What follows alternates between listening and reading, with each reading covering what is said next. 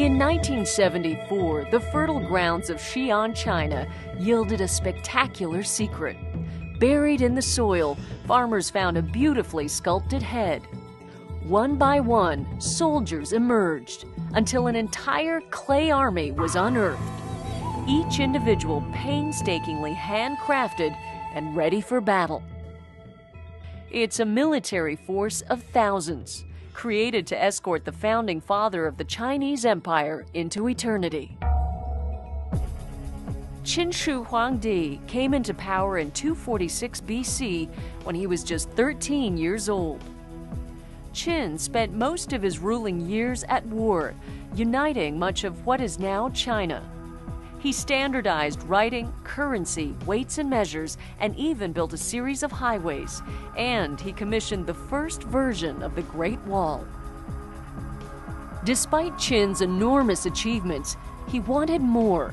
He wanted immortality. He began building a second empire, one that would accompany him into the afterlife. It would become one of the largest mausoleums on Earth. More than 7,000 warriors, archers, cavalry, charioteers, and foot soldiers guard his tomb.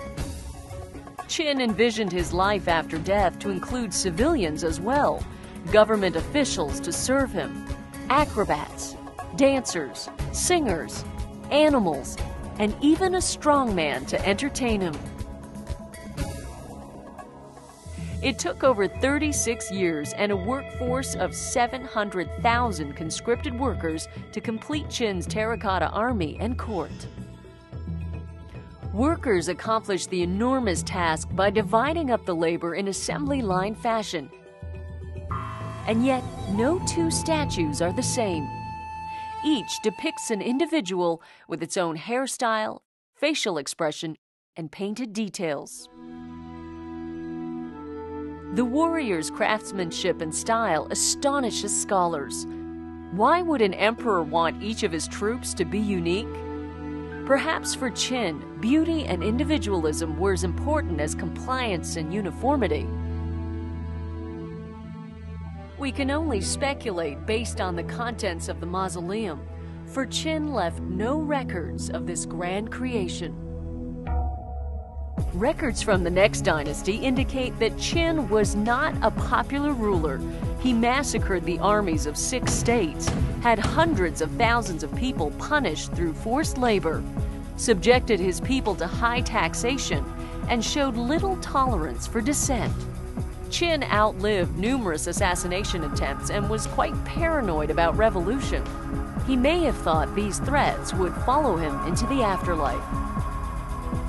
The army faces east, toward states Qin conquered during his lifetime, as if he anticipated vengeful troops coming over the horizon.